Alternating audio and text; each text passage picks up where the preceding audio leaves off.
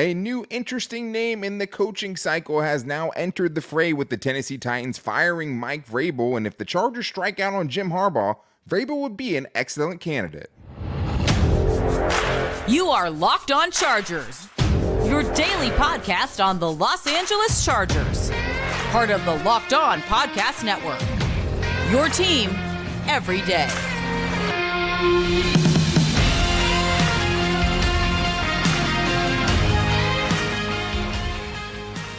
What is up, and welcome into the Locked On Chargers podcast. I'm your host, Daniel Wade, joined as always by my co-host, David Drogemeyer, and we've been covering the Chargers together now for 8 seasons, but this is our 6th year as the host of the Locked On Chargers podcast, bringing you your team every day. Thank you guys, as always, for making us your first listen, and to make sure you never miss the show, go subscribe or follow for free on the Locked On Chargers YouTube channel, and listen wherever you get your podcast from. David, what do we got today?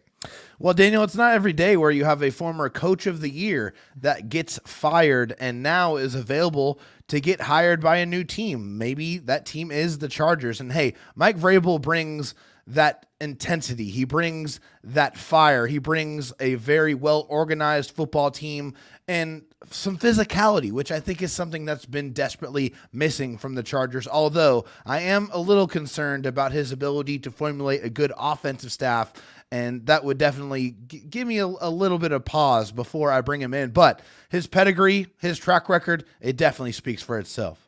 Yeah, and beggars can't be choosers. I do think he brings a lot of the things that the Chargers have been missing in this organization, and I do think there's legitimate questions about the offensive side of things, but we're also going to be getting into the Chargers' best players from last year, Keenan Allen being one of them, and if he will retire as a Charger, because even though it feels like there's no way they couldn't bring him back, everything is up in the air, and I think there's similar conversations with Mike Williams and Khalil Mack as well, and also something that's probably going to make people mad. Is Austin Ekeler the best running back since LaDainian Tomlinson? But today's episode is brought to you by Jase Medical. Empower yourself when you purchase a Jase case, providing you with a personal supply of 5 antibiotics that treat 50-plus infections.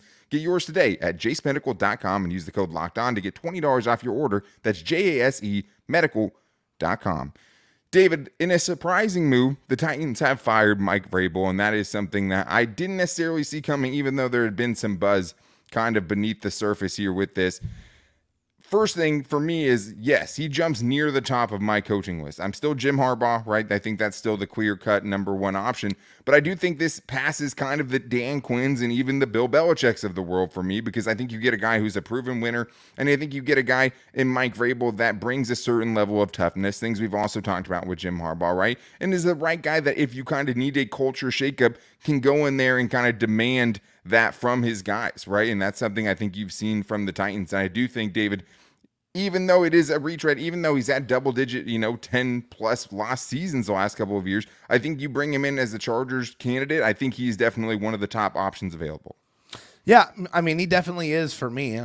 I mean, I look what he did with the Tennessee Titans. I even look what he did first as a football player, just as a player in the NFL. I feel like that kind of personality, it carried over from his playing days over to being a head coach. This guy was a physical defensive player, a guy who would run people over, and he kind of brought that mentality to being a head coach. And I think that's something that has been desperately missing from the Chargers, is that mean streak, is that physicality, is, kind of that dominant presence that I'm going to go out there and I am going to beat the heck out of you, and there's nothing that you can do about it. I think there's a lot less of that than I would like, and I feel like that is desperately missing, and I feel like Mike Vrabel definitely brings that to the table.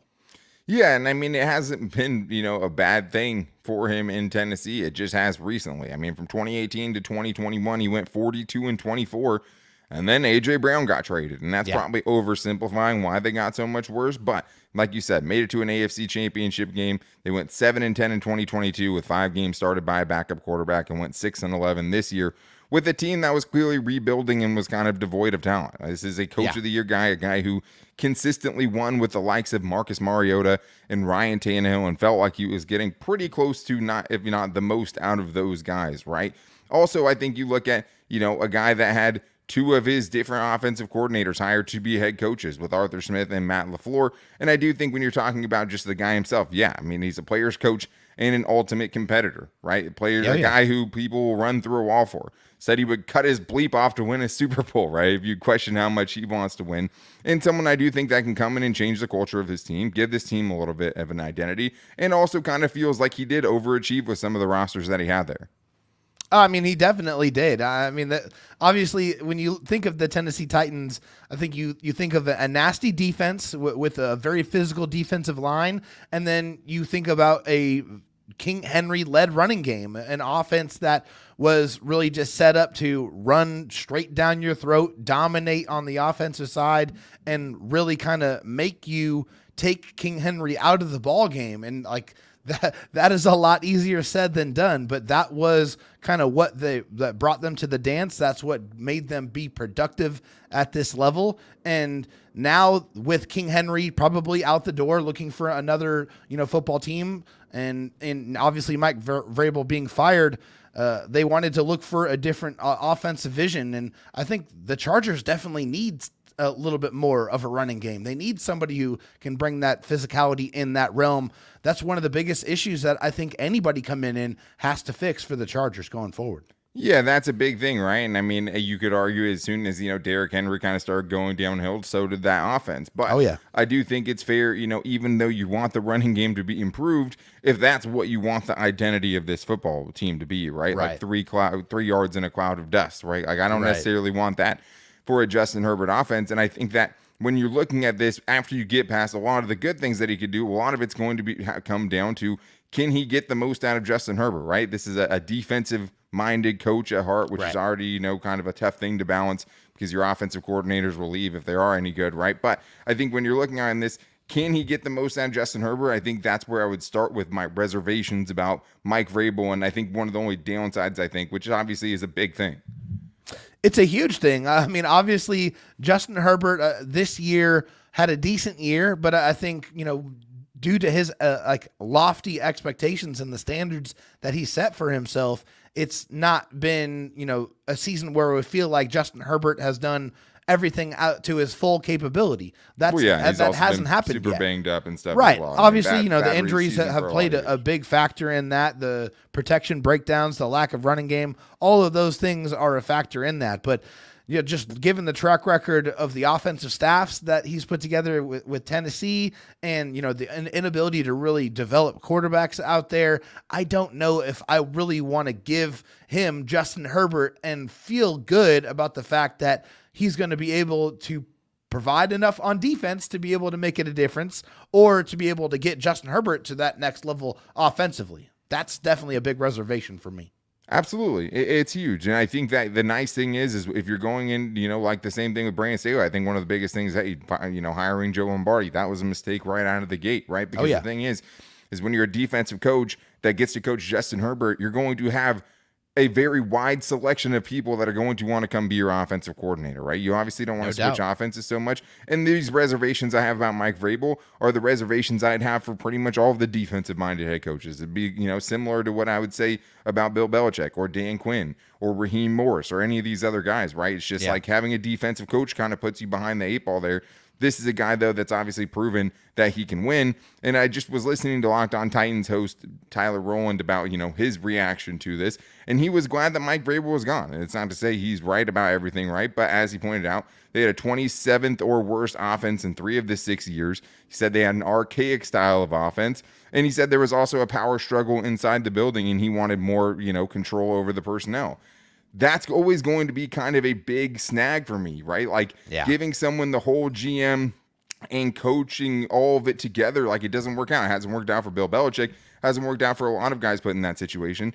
Is Jim Harbaugh going to want a lot of that power? Yes, I know that. But the difference is I've seen Jim Harbaugh build it from scratch. Like he has my trust to go make those decisions and to bring in the right type of players and to get a GM that he can coexist with, right? Like I have more build trust a staff that you trust as well. And he's built really, really excellent staffs, right? He is a quarterback at heart, right? He's an offensive guy in that sense, but you know, he's not a schemer. He's not a schematic play caller. He's not one of those guys. I trust him more than I trust someone like Mike Vrabel, where it's like, I don't necessarily want to hand the keys of the GM and the head coach and Mike Vrabel. Can he be a guy that works with the GM, that can help with the coordinator selections, that can do all of those things and help him along and share a similar vision.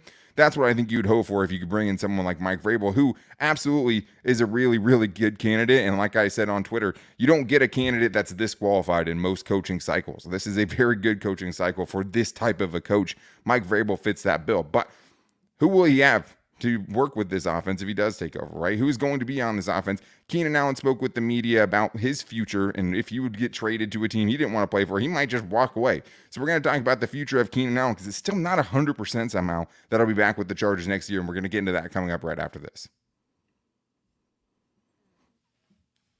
First, I need to tell you guys that I know that we come to sports to escape some of the crazy realities of real life, but can we talk for just a minute about preparing for real-life situations? According to the FDA, pharmacies are running out of antibiotics like amoxicillin right in the middle of the worst flu season in over a decade, and this is scary, especially if you have older relatives or things like that. I can't imagine a more helpless feeling than, one of my friends or somebody I love, one of my family members, getting sick while a supply chain issue kept them from life-saving medication they needed. Thankfully, we'll be okay because of Jase Medical. The Jase case is a pack of 5 different antibiotics to treat a long list of bacterial illnesses, including UTIs, respiratory infections, sinusitis, skin infections, among others. This stuff could happen to any of us, so visit jasemedical.com and complete your physician encounter. It will be reviewed by a board-certified physician, and your medications will be dispensed by a licensed pharmacy at a fraction of the regular cost. It's never been more important to be prepared than today. Go to jasemedical.com and use the offer code LOCKEDON to get $20 off your order.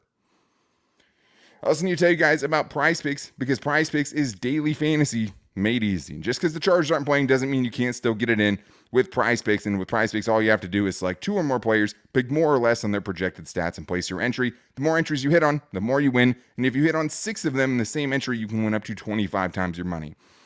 This is what I love about PrizePicks. I love the fact that it's me versus the PrizePicks projections. I can go in on all of the NFL playoff games and find the things that I like, right? If Josh Allen is more or less than 34.5 rushing yards in a playoff game where I know he's going to try to put the team on his back, I'm going more than, right? And that's what I like. I'm not playing against someone who gets a budget to put together a team that might be 85% of the same team that I have, right? Instead, I'm going to pick the projections I like. I'm going to put it together, and that's how I'm going to win. And with PrizePicks, you're always multiplying the winnings. That's one of the best things about it. So go to prizepicks.com/LockedOnNFL and get in on this playoff action and use the code LockedOnNFL for a first deposit match up to $100. That's prizepicks.com/LockedOnNFL, promo code LockedOnNFL, where if you put $100 in, they will match that deposit up to $100. PrizePicks, daily fantasy sports made easy. David, I wanted to get into some of the comments that we heard from the Chargers players, especially the big ones, as they kind of had their exit interviews and cleared out the locker room and things like that. And thanks to Daniel Popper from The Athletic, who did a great job, transcribing some of the things we heard from the Chargers' biggest players, including Keenan Allen. And I wanted to, since we haven't gotten into it this week, David, get into a Chargers buy or sell with the biggest overreactions and storylines. And I think we can do a few of them with some of the best Chargers players. And with Keenan Allen and the season that he's put together, it would be hard to imagine he's not back, right? Like he was just so good this year. But I think the buy or sell today is this, because I don't think this is a certain thing. Keenan Allen will retire as a Charger. Yeah, I mean, obviously, if you listen to this show and you've listened to me talk about Keenan Allen, I've said it many, many, many times, and I will say it many more times.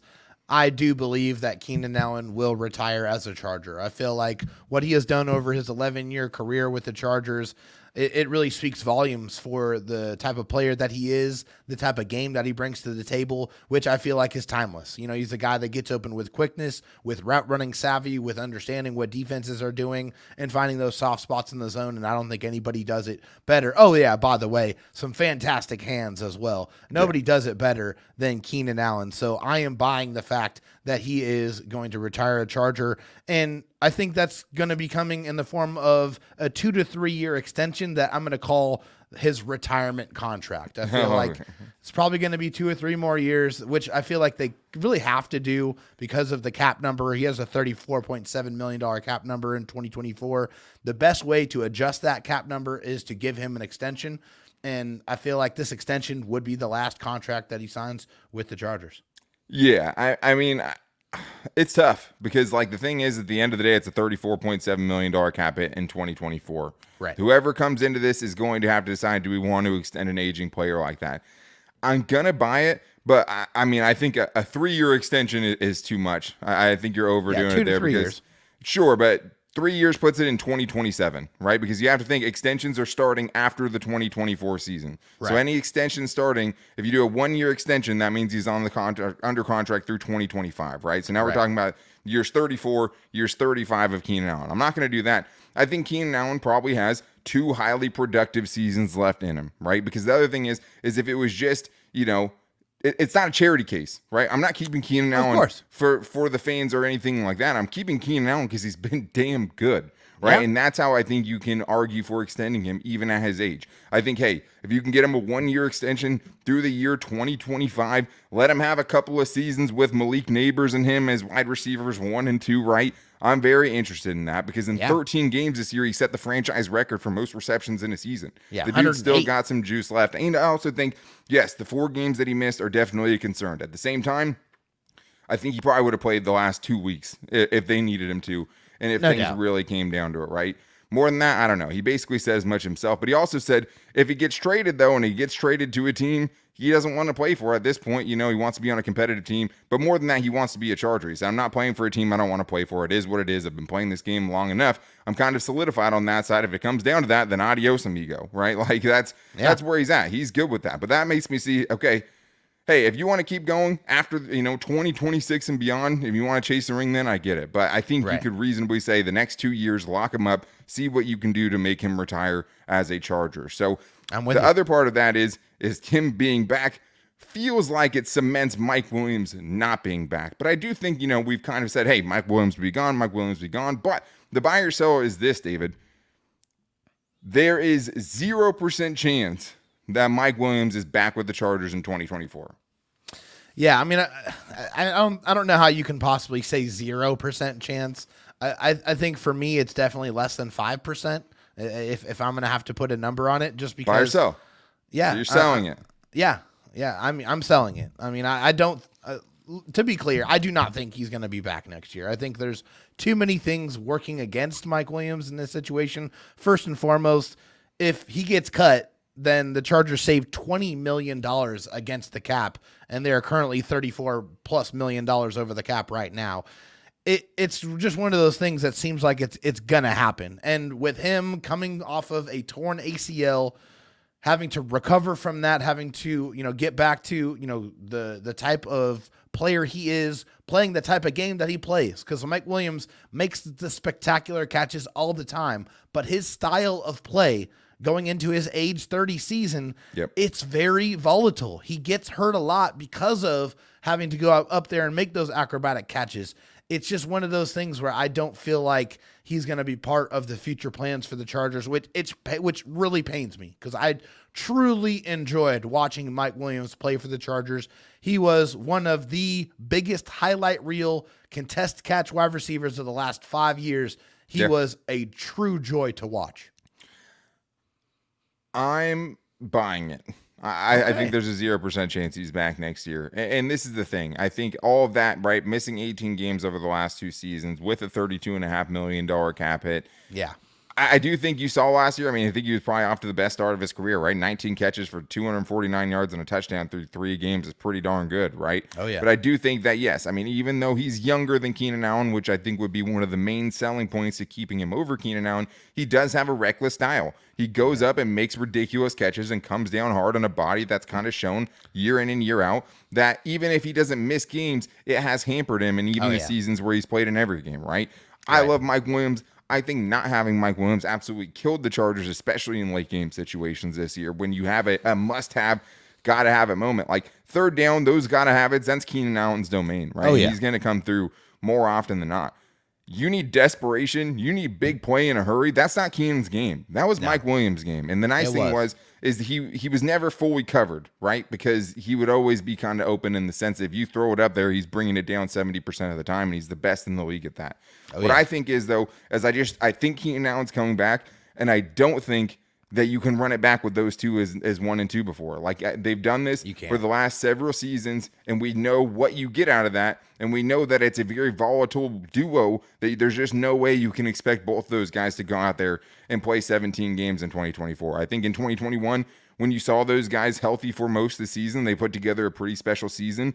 But that's 2 years ago, and the NFL moves quick. So I don't think there's any chance that Mike Williams comes back. As much as that sucks, I really do like him as a player. I think there's a good chance the Chargers take someone like Malik Neighbors early, take someone like Brock Bowers or someone like that, and continue to add to this wide receiver room. Because even when Mike Williams was here, we were yelling, you need more. You need more explosiveness. You need guys who can create separation. That's not Mike Williams' game, right? So, like, he does have the trust. He's an elite ball getter, but I just don't see any chance that he comes back with this team in 2025, or 2024, knowing the issues that they face, knowing the salary cap situation that they're in.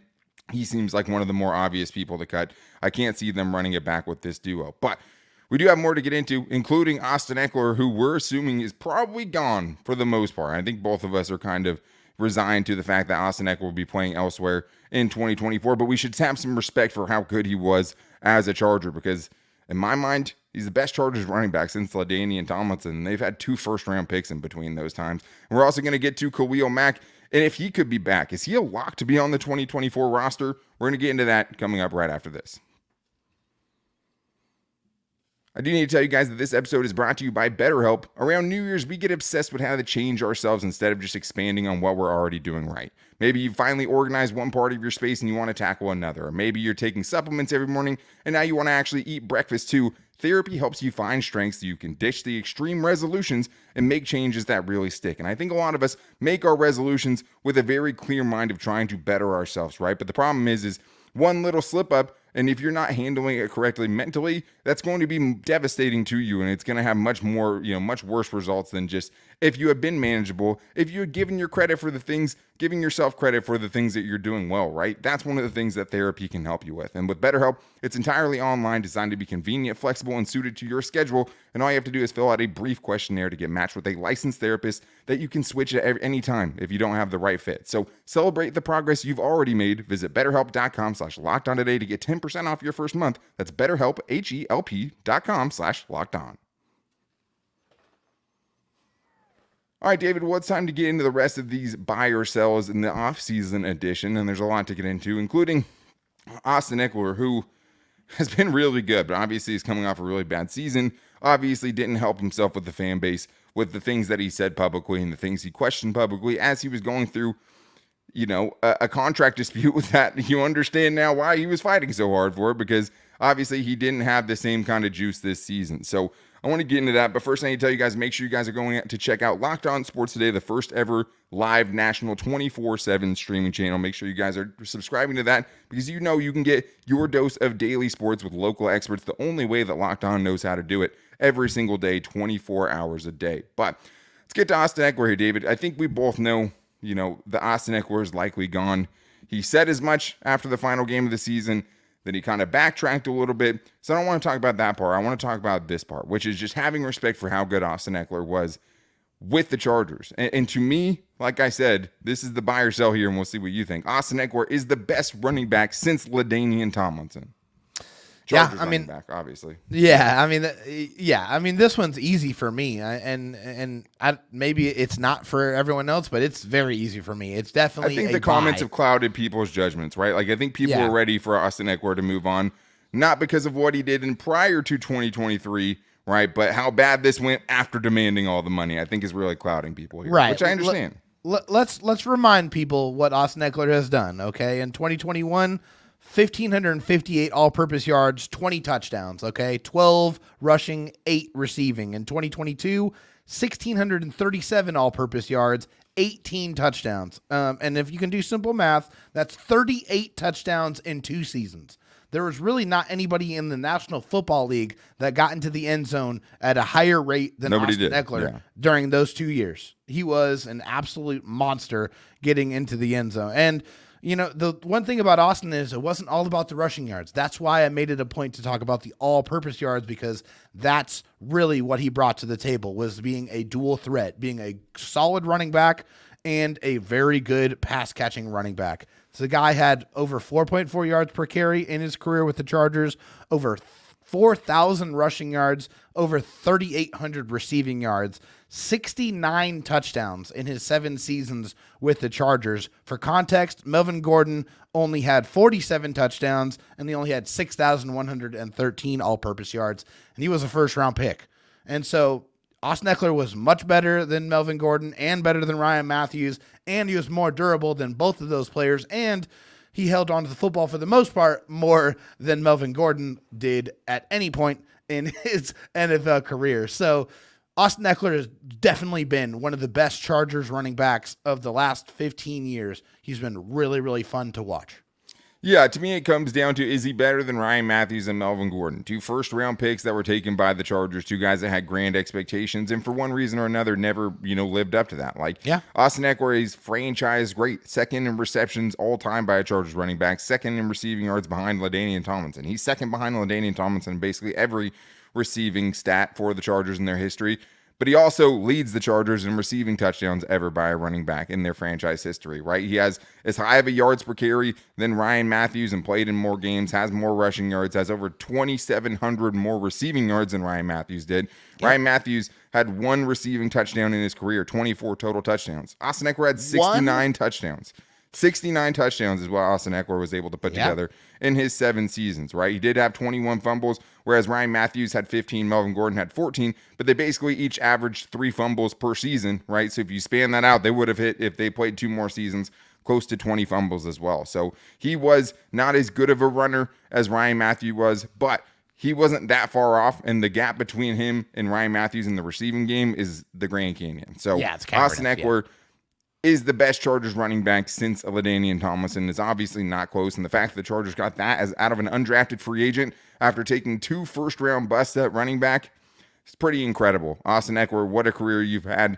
Can't wait to see where you go next. Hopefully it's outside of only the AFC two-time West. Player guest of the Locked On Chargers podcast. And Thank you very not much, clouding sir. our vision, but yes, only 2-time recurring player that's ever come on the show. It's probably second in appearances behind Daniel Popper, honestly. But I do have a buy or sell I want to get in here, David, before we get done, because we all know the season that Khalil Mack is putting up. But I started wondering to myself as we're putting the show together today, if it's a lock. If I can, say he is a lock to be on the Chargers roster in 2024, if I would buy or sell that. So that's what it is. Khalil Mack will be back on this roster in 2024, buy or sell. Yeah, I mean, I'm going to buy it. And the reason why, I think, some of the comments that he made were not, totally opposed to him, staying with the Chargers. I think he said, I know what I bring to the game, understanding that I want to be a team guy, whatever team, I'm not in control of that right now. Just knowing what the team means to me right now, I want to phrase it that I'm a guy that's not necessarily looking for opportunities elsewhere just yet. So, and of course, then you look what Khalil Mack did this past season. One of our good friends of the Thunder Down Under podcast, 17 sacks, tied for the most ever, 91.8 PFF grade, which is the highest grade ever for a Chargers player, which is unbelievable. 88 total pressures, which is the highest ever for a Chargers player, and 6th in the NFL. Also 21 tackles for loss, 5 forced fumbles. He was absolutely incredible. Obviously, the one thing you have to look at with Khalil Mack, though, is the cap hit. It is a $34.6 million cap hit. But when you have a good player that goes out there and proves that he can still dominate the game the way Khalil Mack just did this past season, I don't know how you can come to any other conclusion other than that he should be a roster lock for next season. Should he be? Yes. Do I think he's locked for this roster in 24? No, I don't. I'm selling it. I think that there's multiple different avenues this could go. I mean, the other thing that you forgot to mention that he said is the fact that at this point, winning a Super Bowl is going to be hugely instrumental in what his decision is on whose team he's going to play for. So it's not just the fact that, hey, another coach or GM could come in and say, okay, well, the biggest amount of money we can save next year is by getting rid of Khalil Mack. We can single-handedly put ourselves in relatively good cap situation, right? We can get ourselves under the cap by just moving Khalil Mack. The other thing is the age, right? Having a guy that's close to his mid-30s now playing and being a huge part of what your cap hit is going to be in 2024. Should they do it? No. Like I said, right, I would keep him in the fold. I think he's a guy that helps you stay competitive in 2024, and I don't know how you could look at it otherwise. Does that mean that's the way it's going to go down? Is that going to be the vision of the next people that come in? I don't know that, and that's why I can't say with 100% certainty, I can't say he's a lock for the 2024 roster, right? I just think could he ask to be traded? Yes. Yeah. If he doesn't think the Chargers are going in the right direction, that's a possibility. Could he ask to be released? Yes. If he wants to go ring chase, all those things are kind of, up in the air at this point, and all things he could legitimately do. And I think the part of what you said that stands out to me is I'm not going to come off as a guy looking for opportunities elsewhere just yet. Yeah. Right? He's saying yet as if like that's something that's coming down the road. He's not willing to do it yet.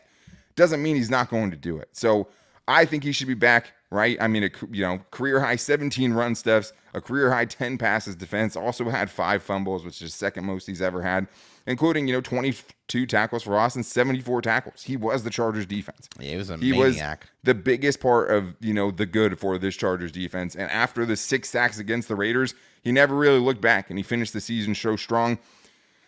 Could they go with Joey Bosa? Could Joey Bosa be the easier person to trade? Yes. I mean, that both of those things could still happen depending on who these next voices are. But I don't think it's a lock for Khalil Mack's back in 2024, even if I feel like it should be. But that's going to wrap things up for today's show. The good news is tomorrow is about you guys. We're going to be getting into our Chargers mailbag, so make sure you hit us up on Twitter at LockedOnLAC or on Instagram at LockedOnChargers and our Locked On Chargers Facebook page. You can hit us up even in the comments of the YouTube if you want to go in and leave your question in the comments. But you make sure you're not going to miss it. Go subscribe to the Locked On Chargers YouTube channel wherever you get your podcast from. You can also find us on there as well. And find me and David on our social media at Dan Talk Sports for me on Twitter and Dro Talk SD for David. But make sure you guys get your questions in, or you can also call into the voicemail line at 323-524-7924. But make sure you're back here tomorrow for this Chargers mailbag in whatever comes out, because it's been a crazy time for Chargers Nation. So make sure you're back here tomorrow for the latest news and everything else. But until then, take it easy and go Bolts.